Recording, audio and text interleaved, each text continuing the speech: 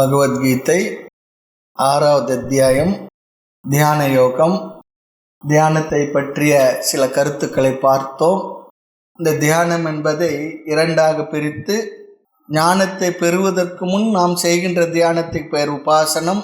உபாசனம் நம்மை தகுதிப்படுத்துவதற்காக செய்கின்ற சகுண பிரம்ம தியானம். பிறகு ஞானத்தை பெற்ற பிறகு நான் என்றுமுள்ள நித்தியமான ஆத்மஸ்வரூபம் என்ற கருத்தை நாம் தெரிந்து கொண்ட பிறகு அந்த தெரிந்து கொண்ட அந்த கருத்திலே ஞானத்தில் நிலை பெறுவதற்காக செய்கின்ற தியானத்துக்கு பெயர் நிதித்தியாசனம் சொல்லி பார்த்தோம். இந்த உபாசனம் என்பதை நான்காக பிரித்து நம்மை தகுதிப்படுத்தும் தியானத்தை நான்காக பிரித்தோம். அதில் முதலிலே நம்முடைய உடலையும் மனதையும் அமைதிப்படுத்தும் தியானம், பாடி மைண்ட் ரிலாக்ஸேஷன் மெடிடேஷன். நம்முடைய உடலையும் மனதையும் அமைதிப்படுத்தும் தியானம். அதில் உடலை அமைதிப்படுத்துவது, பிராணனை ஒழுங்குபடுத்தி சீராக்குவது, பிறகு மனதை அமைதிப்படுத்துவது, புத்தியை அமைதிப்படுத்துவது என்றெல்லாம் நாம் பார்த்து நிறைவு செய்து பிறகு இந்த தியானத்தை முறையாக சில காலம் செய்து அதில் நாம் வெற்றி அடைந்த பிறகு அடுத்த தியானமாகிய மனதை ஒருமுகப்படுத்தும் தியானம், கான்சன்ட்ரேஷன் மெடிடேஷன். இந்த கான்சன்ட்ரேஷன் மெடிடேஷனில் இறைவனுடைய தத்துவத்தை கொண்டு வந்தோம். அதில் நம்முடைய இஷ்ட தெய்வத்தினுடைய திருமேனி முன்பு நாம் அமர்ந்து அதற்கான மானச பூஜை, அபிஷேக ஆராதனைகளை செய்வது. பிறகு மானச பாராயணத்தில் இறைவனுடைய திருநாமங்களை தாங்கிய நிறைய எண்ணற்ற பாடல்கள் எல்லாம் நிறைய இருக்கின்றது. அவைகள் எல்லாம் நமக்கு மனதில் மனப்பாடமாக இருந்தால் அவைகளை சொல்லுவது அல்லது நாம் பாராயணம் செய்வது. அதில் எல்லா விதமான பாராயணங்களும் வந்து அதை மானச பாராயணம் என்று பார்த்தோம். மனதை ஒருமுகப்படுத்தும் தியானத்தில், ஒன்று குவிக்கும் தியானத்தில் மானச பூஜை, அடுத்து மானச பாராயணம், நிறைவாக மானச ஜபம் என்று பார்த்தோம். ஜபமானது மனதை ஒருமுகப்படுத்தும் தியானத்தில் அல்லது ஆத்ம சாதனங்களில் மிக முக்கியமாக இருக்கக்கூடிய ஒரு பயிற்சி சொல்லி பார்த்தோம். இந்த ஜபமானது நம்முடைய வாழ்க்கையினுடைய ஞானத்தை பெற்ற பிறகும் கூட வாழ்க்கையுடைய நிறைவு வரை இந்த ஜபத்தை நாம் செய்து வர வேண்டும். காரணம், இது நம்முடைய மனதை அதன் தன்மையில் அமைதியாக இருக்க வைக்க அற்புதமான ஒரு சாதனம் என்றெல்லாம் பார்த்து நிறைவு செய்தோம். அடுத்து மேலும் கூட இந்த ஜபம் என்ற சாதனம் நம்முடைய வயதான காலத்தில் இந்த உலக விவகாரங்களிலிருந்து நாம் விடுபடும் பொழுது இந்த உலகமானது அதிகமான நேரத்தை நமக்கு தரும். அந்த நேரத்தை நாம் விரதமாக எடுத்துக்கொண்டு அந்த நேரத்தில் நாம் செய்வதற்கு உகந்த ஒரு சாதனமாக இருப்பது ஜபம், மானச ஜபம். முக்கியமான சாதனம். ஜபத்தை நாம் எடுத்து நன்கு பழகி வந்தால் அதிலேயே நமக்கு ஒரு சுவை இருக்கும், இன்பம் இருக்கும். அது இந்த காலத்தை நிச்சயமாக வரமாக மாற்றி நாம் நன்மை அடையலாம். இல்லை என்றால் வாழ்க்கையுடைய நிறைவில் நமக்கு கிடைக்கக்கூடிய அந்த காலம் சாபமாக மாறி அமைந்துவிடும். காலத்தை எப்படி கழிப்பது என்று தெரியாமல் சிரமப்படுவோம். ஆக ஜபம் என்ற சாதனம் நமக்கு வாழ்க்கையில் போர் அடிக்குது அப்படின்ற எண்ணத்தை இல்லாமல் நம்ம எங்கேஜ் பண்ணிக்கிறதுக்கு மிக முக்கியமான ஒரு சாதனம். ஆக தியானத்தினுடைய பொதுவாக லட்சணம் சொல்றது, தேவையில்லாத எண்ணங்களை மனதில் சென்று வரும்பொழுது, தேவையில்லாத எண்ணங்கள் மனதில் வந்து கொண்டிருக்கும் பொழுது சென்று வருவதை பார்த்து கவனித்து அமர்ந்திருத்த அப்படியும் ஒரு கருத்தை நாம் பார்க்கின்றோம்.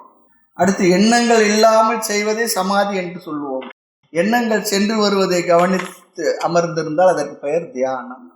அடுத்து மூன்றாவதாக ஒரு தியானம், எக்ஸ்பேன்ஷன் மெடிடேஷன், மனதை விரிவுபடுத்தும் தியானம். இது உபனிஷத்துக்களில் அதிகமாக பேசப்பட்டுள்ளது. இந்த மூன்றாவது, அடுத்து நான்காவது பார்க்க போகின்ற பண்புகள் குறித்த தியானம், வேல்யூ மெடிடேஷன். இது சாஸ்திரத்தின் துணை கொண்டு செய்யப்படுகின்ற தியானங்கள். முதல் இரண்டு தியானங்களுக்கு, ரிலாக்ஸேஷன் மெடிடேஷன், கான்சன்ட்ரேஷன் மெடிடேஷன், இந்த தியானங்களுக்கு நீதி நூல்கள், வேதாந்த நூல்கள் தேவையில்லை. முதல் இரண்டு தியானம் தான் உலகத்திலே மக்கள் விதவிதமான பெயர்களை சொல்லி அழைக்கின்றார்கள். அதை சொல்லியும் கொடுத்து வருகின்றார்கள், தவறில்லை. இவைகள் உடலையும் மனதையும் அமைதிப்படுத்துகின்றது, அவ்வளவுதான். மூன்றாவது தியானம் சாஸ்திரத்தின் துணை கொண்டு செய்து மனதை விரிவுபடுத்துவது. சாந்தோக்கியம், பிருகதாரண்ய உபநிஷத்திலே நிறைய விஷயங்கள் சொல்லப்பட்டிருக்கு, நிறைய உபாசனைகள் சொல்லப்பட்டிருக்கு. ஆக இங்கு மனதை குவிப்பதோடு நிறுத்திவிட்டால் மனதுக்கு சக்தி வரும், ஆனால் பலகீனங்கள் போகும், பயம் சோம்பல் இருக்காது, உற்சாகமாக இருக்கும். ஆனால் இத்துடன் நிறுத்திவிட்டால் உலகில் நிறைய அநியாயம் அதர்மம் செய்த அசுரர்களுக்கும் அநியாயம் செய்வதற்கு கூட அவர்களுக்கும் கூட மனதில் ஒருமுகப்பாடு இருக்கின்றது, கிடைக்கின்றது. மனது ஒருமுகப்படுகின்றது. அசுரர்களுக்கும் மனது ஒருமுகப்பட்டு இருக்க அதுக்கான தியானத்தை செய்வது மூலமாக. ஆக நன்மை தீமை இரண்டுக்குமே இது பயன்படும். ஆக மனதை ஒருமுகப்படுத்தியதோடு நிறுத்தாமல் விரிவுபடுத்தவும் வேண்டும். விரிவுபடுத்தவில்லை என்றால் ஒருமுகப்படுத்தப்பட்ட மனதானது குறுகியதாக சுயநலம் உள்ளதாக இருந்து கொண்டிருக்கும். அப்படிப்பட்ட ஒரு இடத்துல மனோபலமும் வந்து சேர்ந்து விட்டால் அடுத்தவரை அல்லது உலகை அழிக்கவே அது பயன்படும். அகங்காரத்தை வளர்த்து அது அவனையும் கூட அழித்து விடும். ஆக இயற்கையாகவே நம்முடைய மமக்கார அகங்காரம் குறுகிய வட்டத்தில் தான் இருந்துகிட்டு இருக்கு. சுயநலத்தோடு வாழ்ந்து வருகின்றோம். அது தவறு என்று சொல்வதற்குள்ள இந்த காலகட்டத்தில் இருந்தாலும் கூட இந்த வாழ்க்கையானது அவர்களை அவ்வாறு இருக்கும்படியாக செய்து விடுகின்றது.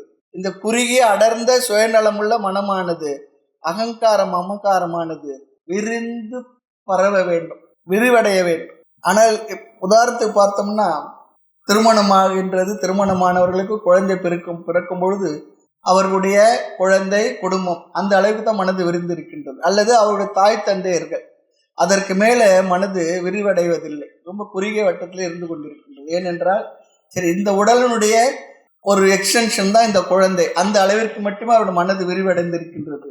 ஆக இல்லறம் ஒரு அளவிற்கு மனித மனதை விரிவுபடுத்துவதற்காக பயன்படுவதாக இருந்தாலும் கூட அது ஒரு குறுகிய வட்டத்தில் தான் இருந்து கொண்டிருக்கும்.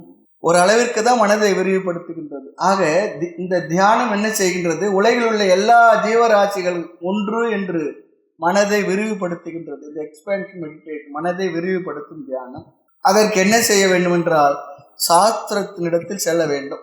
நம்முடைய சாஸ்திரங்களானது வெஷ்டி தனி மனிதன், தனி ஜீவன், இண்டிவிஜுவல். சமஷ்டி என்றால் அகில பிரபஞ்சம், டோட்டல், மொத்தம். தனியான நீ எப்படியோ உன் உடல் மனம் சுகதுக்கம் எப்படியோ அப்படித்தான் அனைத்து ஜீவராசிகளும் இந்த உணர்வை தருவது. இண்டிவிஜுவலே என்ன பண்றதுன்னா டோட்டலாக மொத்தமாக மாற்றி அமைத்து கொடுக்கின்றது. சர்வம் கலு இதம் பிரம்ம தஸ்மாத் ஜலாநிதி சாந்த உபாசீத. இது சாந்தோக்கிய உபனிஷத். இங்குள்ள இவை அனைத்தும் ஈஸ்வரன், அனைத்து ஜீவராசிகளும் இறைவனாகி ஒரு தத்துவத்திடமிருந்து தோன்றியவைகளே. சமஷ்டியையும் வெஷ்டியையும் ஐக்கியப்படுத்தும் தியானம் இந்த வார்த்தையெல்லாம். அப்படி பார்த்து பழகுதல்.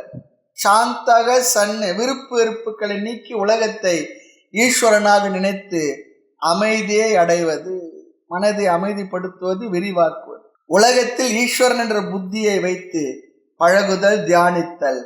நம்முடைய அபிமானத்தை, நாம் ஒருவன், நம் குடும்பம், நம்முடைய சிறு வட்டத்திலிருந்து மனதை, இந்த அபிமானத்தை விரிவுபடுத்துவது.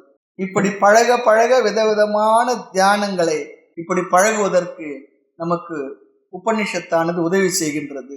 தாய்மன்னர் சொல்றது போல விரிந்த மனம் ஒடுங்கும் வேளையில் நானாக பரந்த அருள்வாழி பதியே பராபர. இந்த மனசானது ரொம்ப குறுகிய வட்டத்தில் இருக்கின்ற மனதானது அமைதி அடைந்து அனைத்திலும் நான் தான் இருக்கின்றேன் என்ற இந்த மனதை விரிவுபடுத்துவது, அனைத்திலும் இந்த மனது தன்னை விஸ்தாரம் செய்து கொண்டு விரிவாக்கி கொள்வது. ஆக கீதையினுடைய 10-11 விபூதி யோகம், விஸ்வரூப தரிசன யோகம், இந்த 2 அத்தியாயங்களிலே அனைத்தும் என்னுடைய வெளிப்பாடு என்பார். வெளிப்பட்ட வெளிப்படாத, நீ பார்த்த நீ பார்க்காத அனைத்தும் நானே. இந்த தியானம் செய்ய இறைவனை, ஈஸ்வர தத்துவத்தை நாம் ஏற்றுக்கொண்டால் தான் முடியும். மனதை அகங்கார மமகாரத்தை விரிவுபடுத்துகின்றோம். இது என்னுடையது, இது நான் என்பதை நீக்கி அனைத்தும் நானே என்னுடையது என்னும் இந்த மனதை விரிவுபடுத்தும் தியானம் மிக மிக முக்கியம். நான் முழுமையிலிருந்து வேறுபட்டவன் இல்லை. இதுதான் வெஷ்டி சமஷ்டி ஐக்கியம். இதன் மூலமாக பறந்து விரிந்த மனமானது நமக்கு கிடைக்கின்றது. அது 10வது 11வது அத்தியாய கருத்துக்கள் இதற்கு பயன்படும்.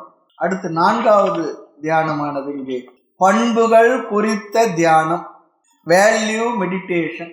என்னென்ன பண்புகள் இருந்தால் வேதாந்த கருத்துக்கள் நம்மிடம் நிலைப்படும், நிலை நிற்கும், புரியும் என்பதற்காக இந்த பண்புகளையே பகவான் நல்ல குணங்களையே, சத்குணங்களே ஞானம் என்று சொல்ல போகின்றார். ஆக என்னென்ன பண்புகள் இருந்தால் வேதாந்தத்தின் கருத்துக்கள் நம்மிடம் நிலை பெறும் அல்லது அது நன்கு நமக்கு புரியும் என்பதை தர்ம சாஸ்திரங்களும் வேதாந்த சாஸ்திரங்களும் நன்கு நிறைய கூறியுள்ளது.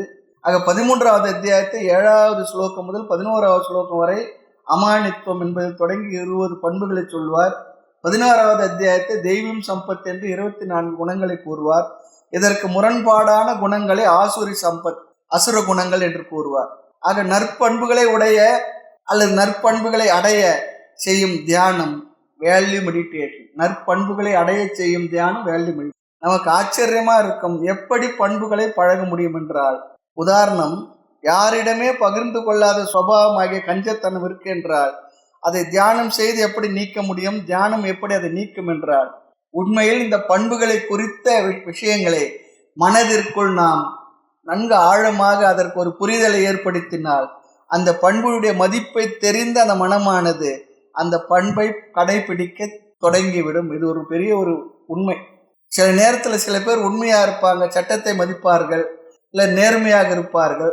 அந்த நேர்மையை அசைத்து பார்ப்பதற்கு அவர்களிடத்துல சில காரியங்களை நாம் செய்து கொள்ள வேண்டுமென்றால் சட்டத்துக்கு புறம்பான காரியங்களை செய்வதற்கு ஏதாவது லஞ்சமாக பணம் கொடுப்பார்கள் அல்லது கையூட்டு சொல்றாங்க. 1000 ரூபாய் கொடுக்குறது செய்து கொடுங்கன்னா அவர் ரொம்ப சட்டம் பேசுவார். சரி, 10,000 கொடுக்குறோன்னா கொஞ்சம் இறங்கி வருவார்.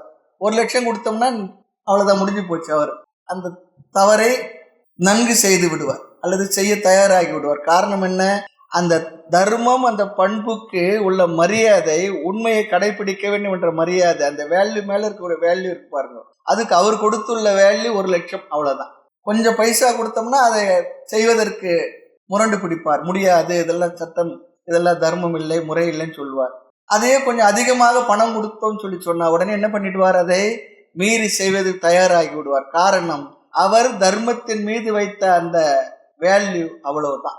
காரணம், அவருக்கு வாழ்க்கையில் சில தேவைகள் இருக்கும். அந்த தேவைகளுக்காக தான் கடைபிடிக்கக்கூடிய தர்மமான நியாயமான நெறிமுறைகளை விட்டு இறங்கி வந்து செய்தால் அவருடைய வாழ்க்கைக்கு தேவையான சில விஷயங்கள் கிடைக்கும் என்னும்போது அதை செய்ய அவர் தயாராகி விடுகின்றார், தவறு செய்ய தயாராகி விடுகின்றார். காரணம், அவருக்கு அந்த வேல்யூ மேல ஒரு பெரிய ஒரு அழுத்தமான ஒரு வேல்யூ இல்லை.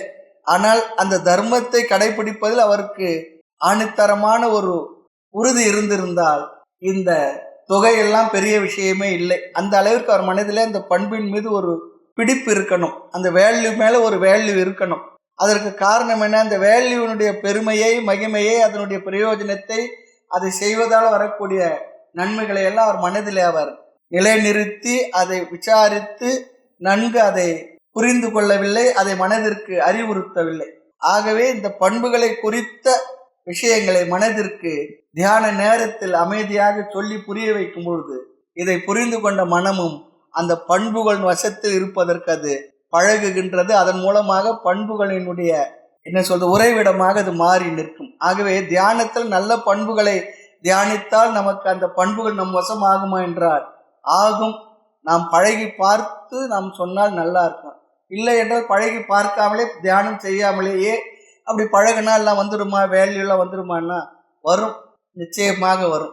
ஆக உண்மை பேசுதல் என்பதில் உள்ள வேல்யூ இருக்கு, அது மேல உள்ள வேல்யூ மதிப்பு ஒரு சில லட்சங்கள் சொல்லி சொன்னால் அதை விட தயாராக இருக்கும். காரணம், இந்த அறிவானது இந்த வேல்யூவை நிர்ணயிக்கின்றது.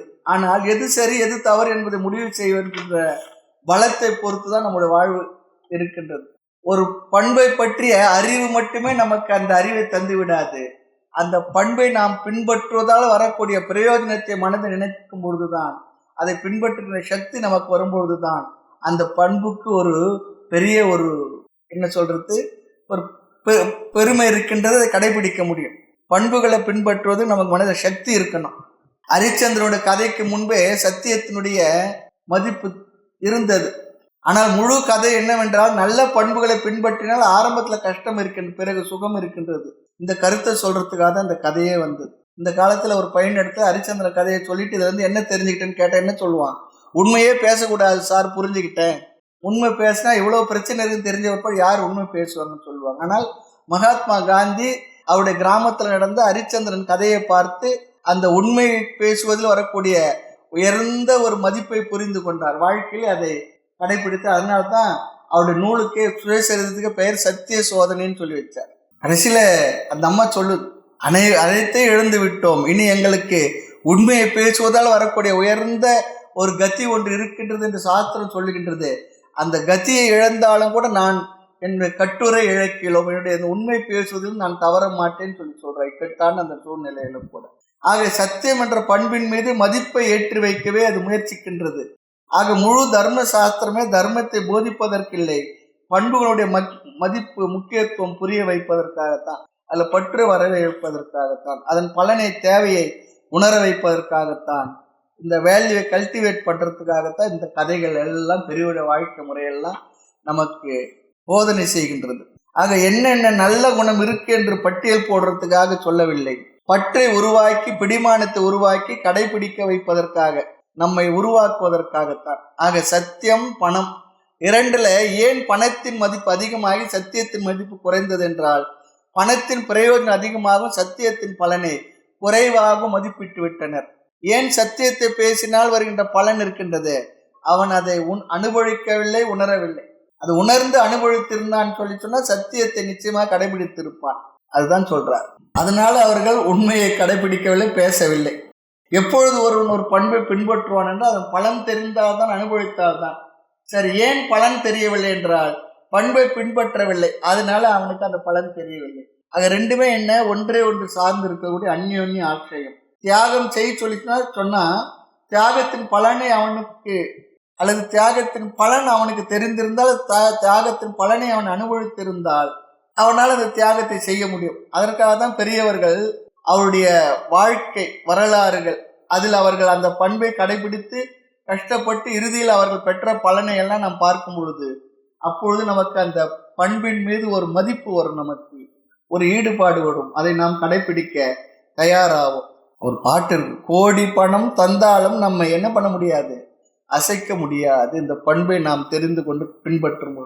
மாடு கன்று போனால் என்ன, மக்கள் சுற்றம் போனால் என்ன, கோடி செம்பன் போனால் என்ன, கிளியே உன் குறுநகை போதும்படி சொல்றது போல, வள்ளி கணவன் பேரே வழிபோக்கன்னு சொன்னார் போல். அந்த பாட்டை ரொம்ப அழகா சொல்ல, இது போனாலும் கூட உன்னுடைய குறுநகை போதும் சொல்றது போல, இந்த பண்புகளை கடைபிடிப்பதனால் வரக்கூடிய பலனை நாம் நன்கு பார்த்து தெரிந்து உணர்ந்து கொண்டோம்னு சொன்னார். அந்த பண்புகளை நாம் நிச்சயமாக பின்பற்றுவோம். ஆக பொதுவா முதல்ல அந்த பண்பே தெரியாது, பிற்பாடு அந்த பலனும் தெரியாது. தெரிந்தால் பணம் எல்லாம் என்ன ரொம்ப ரொம்ப சிறியதாகிவிடும். ஆக பண்புகளை கடைபிடிக்க தியானிப்பதற்கான் இந்த பண்புகள் குறித்த தியானம், வேல்யூ மெடிடேஷன் என்பது. எந்த பண்புடன் நான் இருப்பதாக தியானித்து அந்த பலனையும் நாம் தியானிக்க வேண்டும். எந்த பண்பு எனக்கு வேண்டுமோ அந்த பண்புகளை குறித்த தன்மைகளை மனதில் நிறுத்தி நாம் என்ன பண்ண போறோம், தியானத்தில் தியானித்து பழகணும். இந்த பண்போடு இருந்தால் என் வாழ்க்கை எப்படி இருக்கும் என்று பலனையும் தியானிக்க பண்புகள் மீது ஒரு மதிப்பு வரும். அதுவும் ரொம்ப முக்கியம். பின்னர் கடைபிடிப்போம். ஆக அப்பொழுது அந்த பண்புகள் நம் மயமாகவே ஆகிவிடும்.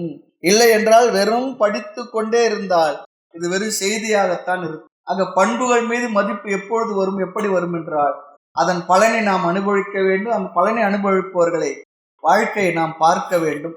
வேதாந்தம் படித்து நாம் ஒழுக்கமாக வாழ்வதுதான் சமுதாயத்துக்கு நாம் செய்கின்ற ஒரு பெரிய கிரேட் சோசியல் சர்வீஸ். அது தெரியும். பண்புகள் இல்லாமல் சென்று பிரச்சாரம் செய்வதனால் பலனும் இல்லை. அப்படி பண்போடு வாழ்ந்தாலே அந்த வாழ்க்கையை பல பேருடைய வாழ்க்கையில் பலவிதமான நல்ல சூழ்நிலைகளை உருவாக்க பயன்படும், பலரையும் மாற்றும் கூட.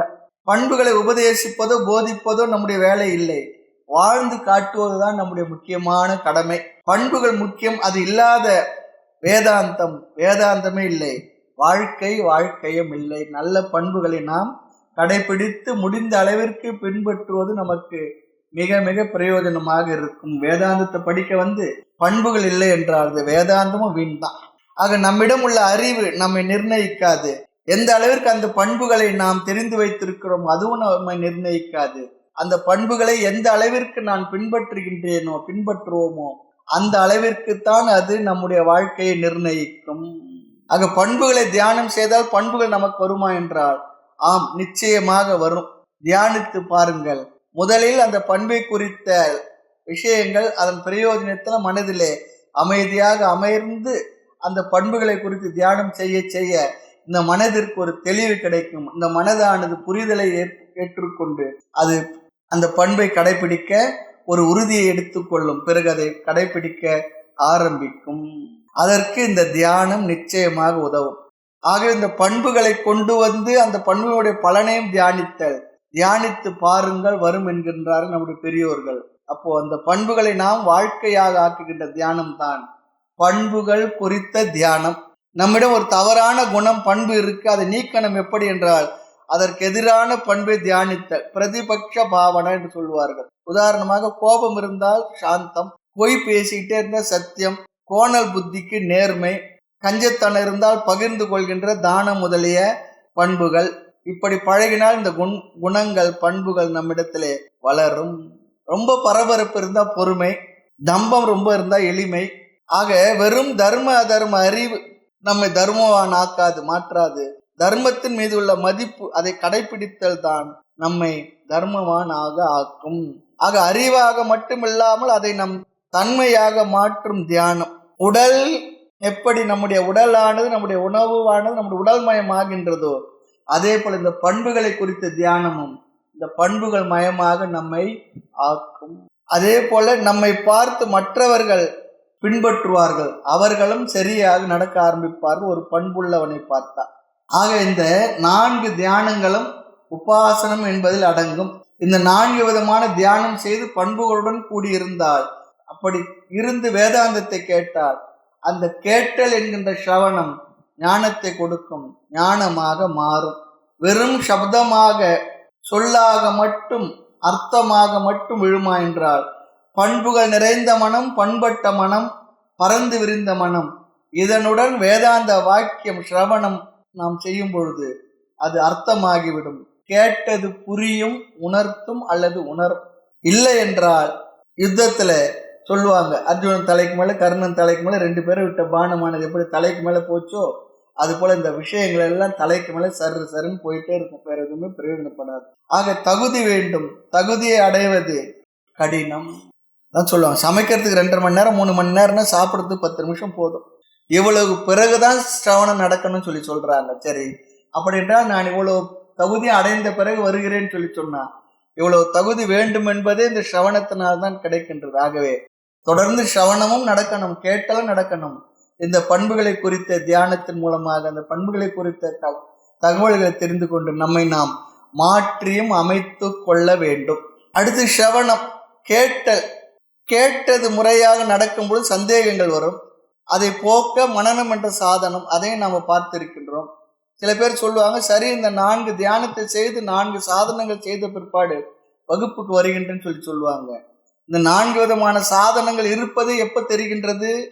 வகுப்புக்கு வந்தால்தானே, வகுப்பில் கலந்து கொண்டு வகுப்பிற்கு வந்து அமர்ந்து கேட்கும் பொழுதுதான் இதெல்லாம் இருக்கின்றது என்பது தெரிகின்றது. ஆக சிரவணம் செய்தால்தான் தெரியும். ஆக முதல் கேட்ட தகுதியை தரும். அதுவரை இந்த வார்த்தைகள் நமக்கு செய்தியாகவே இருக்கும், தகவலாகவே இருக்கும். ஆக வேதாந்த உபதேசம் முதலில் ஞானத்தை தருவதற்கு பதிலாக ஞானத்திற்கு தகுதியை தரும். முதல் சிரவணம் ஞானத்திற்கு தகுதியை தரும். தகுதிகளிலிருந்து சிரவணம் செய்தால் ஞானமாகும். தகுதிகள் இல்லை என்றாலும் கூட முதல் சிரவணம் நமக்கு தகுதியை தரும். அடுத்த சிரவணங்கள் நமக்கு ஞானமாக மாறும், ஞானத்தை தரும், அர்த்தத்தை நமக்கு புரிய வைக்கும். அது தத்துவமசி என்ற வார்த்தையை எத்தனை முறை கேட்டிருப்போம்.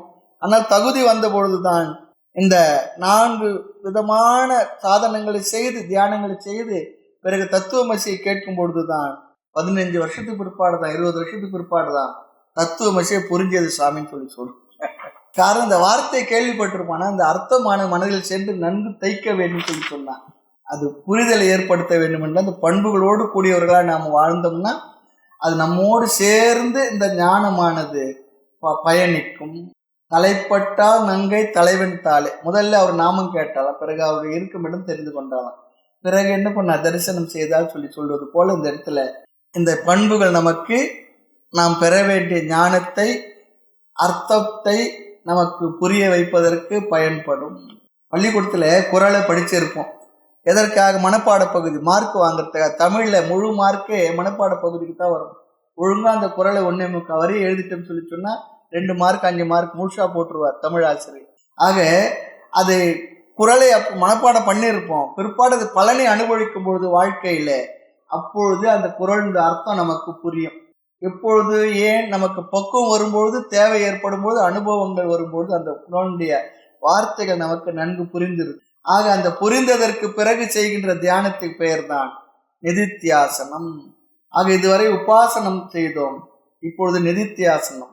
நிதித்தியாசனம் என்றால் என்ன என்று பார்த்துவிட்டு பிறகு உபாசனைக்கும் நிதித்தியாசனத்துக்கும் உள்ள வேற்றுமை ஒற்றுமையை நாம் பார்க்க போகின்றோம். தியான யோகத்துக்கு போறதுக்கு முன்னே இந்த அடிப்படையான முகவுரைகளோடு நாம் இந்த தியான யோக அத்தியாயத்தை படித்தால் இந்த கருத்துக்கள்லாம் விளங்கும் என்பதற்காக முகவுரையாக நாம் சில கருத்துக்களை பார்த்து வருகின்றோம். ஆக தியானத்தை உபாசனம் அல்லது நிதித்தியாசனம் என்று ரெண்டாக பிரித்தோம். நிதித்தியாசனம் என்பது ஞானத்தை அடைந்த பிறகு செய்கின்ற தியானம். ஞானத்தை அடைவதற்கு முன்பு செய்கின்ற தியானமான உபாசனம் மூலமாக நம்மை நாம் தயார் செய்த பிறகு வேதாந்த ஸ்ரவணம் அல்லது சாஸ்திரத்தை கேட்டல் என்ற சாதனத்தை செய்ய வேண்டும். அவ்வாறு கேட்கவில்லை என்றால் சுத்தமான அஞ்ஞானத்துடன் கூடிய மனது தான் நமக்கு கிடைக்கும். மனதில் 2 விதமான தோஷம் இருக்கான், குறை இருக்கு, குற்றம் இருக்கு. எல்லார் மனதிலும் அழுக்குகள் இருக்கு. இந்த அழுக்கு 2 அழுக்கு இங்க பொதுவா பேசப்படுகின்றது, சொல்லப்படுகின்றது. ஒன்று அறியாமை என்ற தோஷம், இரண்டாவது ராகத்வேஷ விக்ஷேபம் என்ற தோஷம். அறியாமை ஒரு அழுக்கு தான், பிறகு விருப்பு வெறுப்பு என்கின்ற விக்ஷேபம், மனதினுடைய எப்படி பார்த்தாலும் இதுவா அதுவா என்ற சஞ்சலமான தன்மை. ஆக விருப்பு வெறுப்பு மனதினுடைய அலைபாயும் தன்மை, அது அசுத்தி அல்லது அழுக்கு அல்லது மலம் என்று சொல்லப்படும்.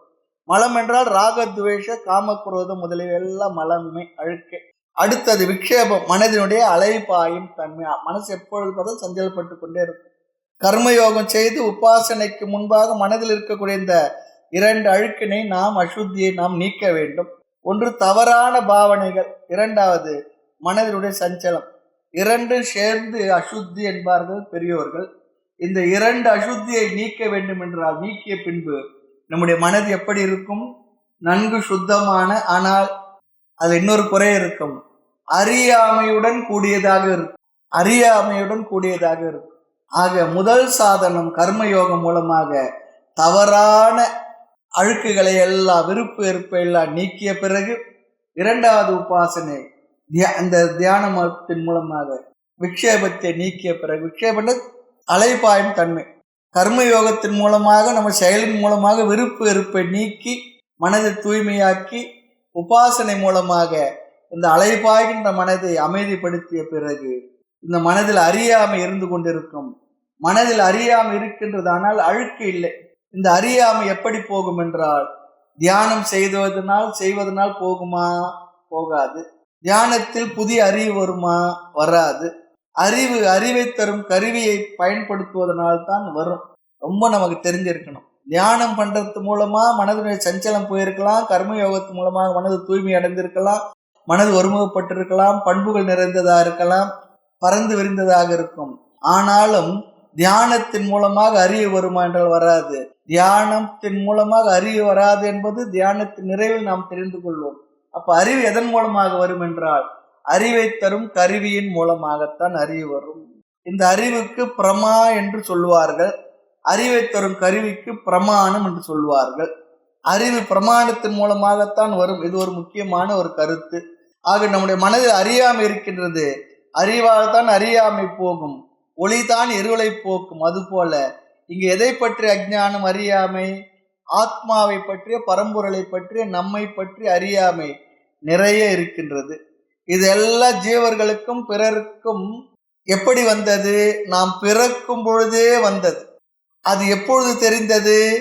அறிவு இருந்திருந்தால் பிறந்திருக்க மாட்டோம். நம்மை பற்றி ஞானத்தை அடைய பிரமாணம் எதுவென்றால் உபநிஷதங்கள் தான், சாஸ்திரங்கள் தான். சாஸ்திரமானது பொதுவாக தானே பேசுமா? பேசாது, ஜடம்.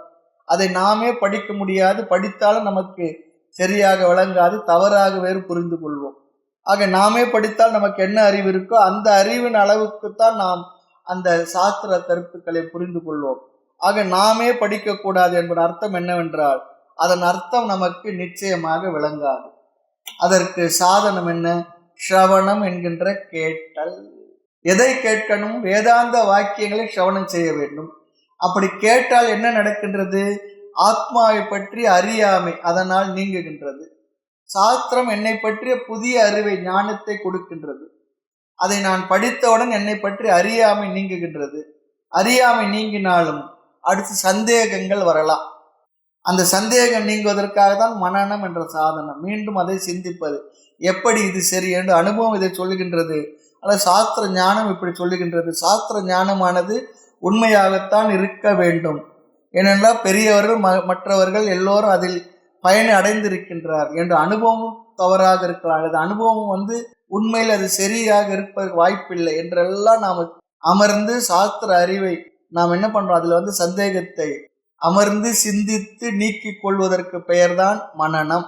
படிக்க படிக்க சந்தேகம் வரும், அதை சிந்தித்து சிந்தித்து நீக்கிக் கொள்வோம். ஆக ஒருவர் கர்மயோகம் செய்தால், அடுத்து உபாசனை செய்தார், வேதாந்த சிரவணத்தை செய்தார், அப்பொழுது அவர் மனம் எப்படி இருக்கும் என்றால், மனதில் ஒரு அறிவு வந்திருக்கும். என்ன அறிவு?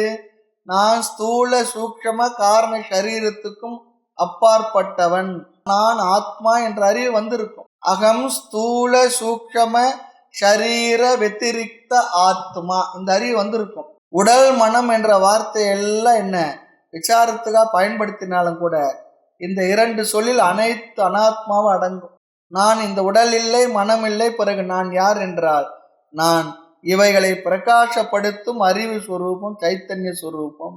தாய்மன்னர் சொல்றது போல, பாராதி பூத்தம் நீ அல்லை, உன்னிப்பார் இந்திரியம் கரணம் நீ அல்லை, ஆராய் உணர்வு நீ என்றான் ஐயன் அன்பாய் உரைத்த சொல் ஆனந்தம் தோழி என்று உடலை மனதை புத்தியை எல்லாம் நீக்கி நான் இவைகளுக்கு சாட்சியான ஆத்மஸ்வரூபம் என்ற அறிவை நாம் பெறுதல். நான் சைத்தன்ய சொரூபம், நான் என்றும் உள்ளவன், நான் எவ்வளவு நாள் இருப்பேன்னு சொல்லி சொன்னா நான் சத் சொரூபம், ஒரு காலத்தில் இருந்து ஒரு காலத்தில் இல்லாமல் செல்பவன் இல்லை, மரணமற்ற நித்தியமான அறிவு சொரூபம். ஆக கர்மயோகம் செய்து உபாசனை செய்து மன அழுக்கை நீக்கி சிரவண மனனம் செய்தவருடைய மனது எப்படி இருக்கும் என்றால் இப்படி இருக்குமா? எப்படி? நான் உடல் மனம் இல்லை, நான் அறிவு சொரூபம். பிற்பாடு உடல் மனம் உலகம் இவைகள் என்ன? இவைகள் வெறும் தோற்றமே, இவைகள் உண்மை இல்லை, மித்யா. இந்த அறிவு அவருக்கு இருக்கும். நான் ஆத்மஸ்வரூபம் என்ற அறிவை அடைந்த பிறகு வேறு என்ன இருக்கும் என்றால் நான் அடைய வேண்டியது ஒன்றும் இல்லை என்று அவர் துயரப்பட மாட்டார், பொறாமைப்பட வழி இல்லை, பயப்படவும் ஒன்று இல்லை. ஏனென்றால் இருக்கும் ஆத்மா ஒன்றுதான், இரண்டாவதாக ஒன்றுமே இல்லை என்று புரிந்து வைத்திருக்கின்றோம். ஆக அழியாத ஒரு தத்துவம் தான் உள்ளது, அதுதான் நான். இந்த உலகம், இந்த உடல், இந்த மனம் இவைகள் என் மீது ஏற்றி வைக்கப்பட்டுள்ளது என்ற இந்த அறிவினால் உலகில் உள்ள எந்த சூழ்நிலையும் அவரை என்ன பண்றது இல்லையா, பாதிப்பதே இல்லையா. நான் உடல் மனமாக நினைத்தால்தானே அதற்கு வருகின்ற நலம் கேடு என்னையும் பாதிக்கும். இவ்வாறு புரிந்துள்ள அந்த சாதகன் இதற்கு பின்னர் ஒரு கஷ்டத்தை, சிரமத்தை, தடையை சந்திக்கின்றான். இந்த அளவிற்கு வந்த பிறகு நான் என்றும் உள்ள நித்தியமான ஆனந்த ஆத்மஸ்வரூபம் என்ற அறிவு சந்தேகமில்லாமல் திட நிச்சயமாக மனசுக்கு வந்து விட்டது. இந்த அளவிற்கு வந்த பிறகு இந்த சாதகனுக்கு ஒரு பெரிய ஒரு சங்கடம், கஷ்டம், சிரமத்தை சந்திக்கின்றான். இதற்கு முன் அந்த சாதகன் துயரப்பட்டால் காரணத்தை சொல்லிடலாம், உடல் நோய் அதனால் துயரப்படுறார்கள் எல்லாம் சொல்லலாம், அஞ்ஞானத்தால் உலகத்தை சத்தியம் என்பதால் துயரப்படுறார் சொல்லலாம். இல்லை ஞானமும் இல்லை துயரமும் படலை என்றால் அவர் மனது வேறு ஏதாவது அவர் மனசுல இருந்து கொண்டு இருக்கும். ஆக இந்த இடத்துல இன்னொன்னு சொல்லுவாங்க, பைத்தியக்காரங்களும் துயரப்பட மாட்டான்னு சொல்லுவாங்க. ஆனால் இவ்வளவு வந்த பிறகும் கூட இவன் மனதில் ஒரு சிரமம் இருக்கின்றது. இவன் ஞானத்தை பெற்றிருப்பான், நான் உடல் மனம் இல்லை என்று நன்கு புரிந்திருப்பான். ஆனால் இந்த ஞானத்தில் அவன் நிற்க முடியாமல் விழுந்து விடுகின்றான், மீண்டும் மீண்டும் வழிக்கு விழுவான். பெரிய உண்மையை கண்டுபிடித்துள்ளதில் அவன் சந்தோஷம் அடைந்துள்ளான். உடனே ஒரு துக்கம் வந்துவிடும். அது என்ன? அந்த கண்டுபிடித்த உண்மையில் நிற்கின்ற சக்தி மனதில் இல்லாமல் இருக்கும். காரணம் என்னவென்றால் இந்த ஞானத்தை, உடலை, மனதை அழித்து நாம் இந்த உடலை நாசம் செய்து மனதை நாசம் செய்து நான் உடல் இல்லை மனம் இல்லை என்று புரிந்து கொள்ளவில்லை. இந்த உடல் மனதோடு இதை வைத்து கொண்டேதான் இந்த ஞானத்தையும் நாம் பெற்றுள்ளோம். என்ன ஞானம்? நான் உடல் இல்லை மனதில்லை என்ற ஞானத்தை, உடலை மனதை அழித்து நாம் பெறவில்லை, இதை வைத்து கொண்டேதான் பெற்றிருக்கின்றது. ரொம்ப முக்கியமான விஷயம். கர்ம யோகத்தால் உடலோடும் மனதோடும் விவகாரம் செய்து கொண்டுள்ளோம். அது அனாத்மாவோடு கூட விவகாரத்தை வைத்து கொண்டுதான் நாம் இந்த ஞானத்தை பெற்றிருக்கிறோம். ஆனாலும் இந்த அறிவில் நம்மால் நிற்க முடியவில்லை. காரணம், ஞானத்தில் நிஷ்டை இல்லை, அதில் ஸ்திதி இல்லாமல் அவஸ்தைப்பட்டு நிற்க முடியாமல். திடீரென்று நீ உடல் மனம் இல்லை என்றால் அவனுக்கு நன்கு தெரிகின்றது, புரிகின்றது. புரிந்து கொண்டாலும் கூட நாம் என்ன பண்றோம், அடிக்கடி நம்ம ஸ்லிப் ஆயிடுறோம். மனதிற்குள் விழுந்து விடுவோம். ஆக இவனுக்கு முன்பு அறியாமையினால் அந்த நினைத்த இந்த சம்ஸ்காரங்கள் இருக்கு பாருங்க, இந்த உடல் மனதை நான் நான் என்று நினைத்த அந்த அந்த பழைய சம்ஸ்காரம் அறிவு வந்த பிற்பாடும் கூட அதிலேயே மீண்டும் மீண்டும் சென்று விழுந்து விடுவோம். அப்படி அதில் நிற்க முடியவில்லையே என்ற துயரம், சம்சாரம், அந்த துக்கம் அவன் மனதிற்கு இந்த நிலையிலும் வந்துவிடும். பணமே இல்லை, சாப்பிட முடியலன்னா சரி, ஆனால் பணம் இருந்து எதுவும் சாப்பிட முடியவில்லை, எப்படி துயரம் பல மடங்கு கூடிவிடும். முன்பு கோபத்தில் தெரியாமல் துயரம், இப்போது தெரிந்து என்ன பண்றோம், கோபப்படுறோம், அதனால துயரம் வருது. அப்ப என்ன பண்றது, டபுள் துயரம் ஆயிடுச்சு. தெரியாம துயரப்பட்டேன், தெரிஞ்ச நான் ஏன் தப்பு பண்றேன், தெரிந்தும் நான் ஏன் துயரப்படுகின்றேன் என்றால் அதிகமான துயரம் இந்த அறிவு வந்த பிற்பாடு இருக்கின்ற இந்த மனதிற்கு, அந்த மனதை உடையவனுக்கு. ஆக ஒன்று நிச்சயம், இப்படி தெரிந்திருந்தும் துயரப்படுகின்றனே என்று துயரப்படுதல் தான் அடுத்த சாதனத்துக்கு விதையாக அமையும். அந்த அளவிற்கு அதுதான் உன்னை அடுத்தபடிக்கு அழைத்து செல்லும். அந்த ஒரு குற்ற உணர்வு, கில்ட்டி ஃபீலிங் அந்த இடத்துல வந்ததுன்னா அது தவறில்லை. வந்தால் அது நம்மை மேலும் அடுத்த சாதனத்துக்கு அடுத்தபடிக்கு நம்மை உயர்த்திவிடும். ஆக எல்லா சாதனங்களுக்கும் துயரம்தான் நம்மை அழைத்து செல்லும் ஒரு பாதையாக இருக்கின்றது. அதுதான் அடுத்த சாதனத்தில் கொண்டு சென்று நம்மை தள்ளிவிடும். எப்படி என்றால், எதுவும் தெரியலே என்ற அஞ்ஞானத்தினால் வந்த துயரம் சிரவணத்துக்குள் தள்ளிவிடும். அறிந்த பின்பும் சந்தேகப்படுறேனே என்ற துயரம் மனநத்துக்குள் தள்ளிவிடும். ஞானத்தை அடைந்த பிறகு அதில் நிற்க முடியவில்லை என்ற துயரம் நம்மை நிதித்தியாசனத்தில் தள்ளிவிடும். நிதித்தியாசனம் என்பது என்ன? ஞானத்தை அடைந்த பின்பும் ஞானத்தில் நிலை பெறுவதற்காக மீண்டும் நம்முடைய உடல், மனம் இவற்றில் அபிமானம் வைக்காமல் இருப்பதற்காக, நம்மை நாம் பாதுகாத்துக் கொள்வதற்காக செய்யப்படுகின்ற தியானம். தியானத்துக்கு யார் தகுதி அடைவார்கள்? யார் ஞானத்தை அடைந்துள்ளார்களோ அதில் நிற்பதற்கு யார் கஷ்டப்படுகின்றார்களோ அவர்கள் தான் இந்த நிதித்தியாசனம் என்ற சாதனத்துக்கு தகுதியானவர்கள் சொல்லுவாங்க. ஆக அறிவிற்கு அது நிற்க முடியவில்லை. காரணம் என்ன? இந்த விஞ்ஞானமய கோஷத்தில் அறிவில் ஞானம் வந்து விட்டது, ஆனால் மனதில் ஞானம் வந்து பொருந்தவில்லை. ஆக விஞ்ஞானமய கோஷத்தில் வந்த அறிவு மனோமய கோஷத்தில் அமர வேண்டும், பொருந்த வேண்டும். அறிவில் உள்ள ஞானம், புத்தியில் உள்ள ஞானம் மனதில் பொருந்த வேண்டும். நம்முடைய மனது நாம் பெற்ற அறிவில் அமர வேண்டும், அமர்வதில்லை. காரணம், பழைய பழக்க தோஷங்கள், விபரீத பாவனைகள், நம்மை உடலாக மனதாக நினைத்து நினைத்து வந்த சம்ஸ்கார பலம். ஆக மனமாக உடலாகவே நினைத்து நிலைத்து நினைத்து நினைத்து நம்முடைய சுபாவம் என்ன ஆகின்றது என்றால் அதிலேயே மூழ்கி இருந்து கொண்டிருக்கின்றது. அதனால் இந்த புதியதாக பெற்ற உண்மை ஞானத்தில் நம்மால் நிற்க முடியவில்லை, சிரமப்படுகின்றோம். ஆக ஞானம் அடையும் முன்வரை பிறர் நமக்கு தடையாக இருந்தார்கள். இப்பொழுது நாம் நம்முடைய பழக்க தோஷங்களினாலேயே இந்த பழக்கத்தை விட முடியாமல் நம்முடைய மனமே நமக்கு தடையாக வந்து நின்று கொண்டுள்ளது. இங்கு நாம் நம்மை பற்றியும் அல்லது நம் மனதை பற்றியும் கொஞ்சம் விசாரம் செய்ய வேண்டும். நமக்கு தடை யார் என்றால் நம்முடைய சுபாவம் தான். திடீரென்று ஒரு ஸ்டேட்டஸ் வந்துட்டு வச்சுக்கோங்க, சில பேருக்கு அவங்களுக்கு அதில் ஃபிக்ஸ் ஆகி இருக்கிறதுக்கு ரொம்ப சிரமப்படுறாங்க. ஏழைக்கு செல்வம் வந்தால் அதை அவன் ஓனப் பண்ணிக்கிறதுக்கு ரொம்ப கஷ்டப்படுறான்.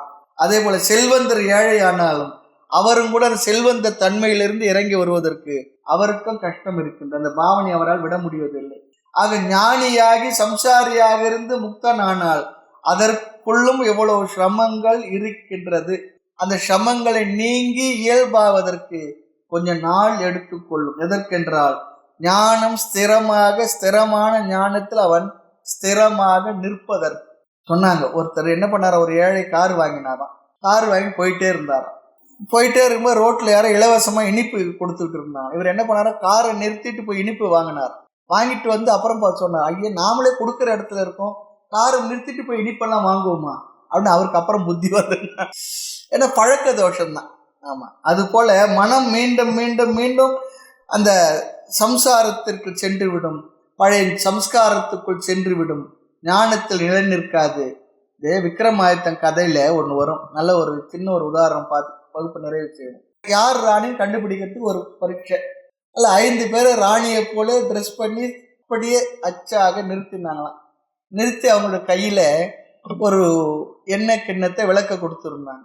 அதில் ஒரு ஆளை கூப்பிட்டு சொன்னாராம், இதில் யார் இந்த ராணின்னு கண்டுபிடிக்கணும்னு சொன்னா அந்த ஆள் சொன்னாராம், அவங்க கையில் இருக்கக்கூடிய விளக்கு அந்த கிண்ணம் இருக்கு இல்லையா, அதை கொஞ்சம் தட்டி விடுங்க பார்க்கலாம் 5 பேருக்கு.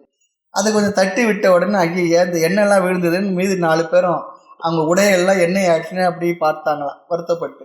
ஒருத்தர் மட்டும் அதை பற்றி கண்டுக்கவே இல்லை, கண்டுக்காத பாட்டுன்னு இருந்தாங்களாம். அப்போ சொன்னாங்களாம், இதுதான் ராணியாக இருக்க முடியும். அதோட ட்ரெஸ்ஸு போட்டு ராணியை ஆக்கி விடலாம், ஆனால் மனது அளவில் வாழ்க்கை முறையில் அவர்கள் ராணியாக ஆக முடியுமா என்றால் முடியாது. அது போல ஞானம் நம்ம இடத்துல வந்தாச்சு, மனநத்து மூலியமா சந்தேகங்கள்லாம் ஞானம் வந்தாச்சு. அந்த ஞானத்தில் ஸ்திரமாக இருப்பதற்கு நம்முடைய பழைய வாசனைகள், விபரீத பாவனைகள், சம்ஸ்காரங்கள், நான் உடலாக மனதாக நினைத்து நினைத்து வாழ்ந்த நம்முடைய மனமே நமக்கு பெரிய தடையாக இருக்கும் பொழுது அந்த தடையை நீக்கி, அந்த குற்றங்களை தோஷங்களை நீக்கி இந்த ஞானமானது நம்முடைய மனதில் நிலை பெறுவதற்கு விஞ்ஞானமய கோஷத்தில் புத்தியில் வந்த ஆத்ம ஞானமானது மனதில் பொருந்தி இருப்பதற்கு நாம் செய்கின்ற தியானம் தான் நிதித்தியாசனம். ஆக ஞானம் வந்த பிற்பாடும் கூட நம்முள் ஊரின சுபாவத்திலே நாம் உழன்று கொண்டிருப்போம். ஆக கடைசியில் தன் சுபாவமே, வாசனையே, சம்ஸ்காரமே நமக்கு பெரிய தடையாக இருக்கின்றது. ஆக ஞானத்துக்கு பின்னும் உள்ள விபரீத பாவனைகளை நீக்க நாம் செய்கின்ற சாதனம் நிதித்தியாசம் என்பதாகும்.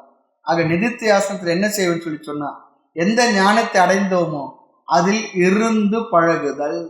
மேலும் கருத்துக்களை அடுத்த வகுப்பில் பார்ப்போம்.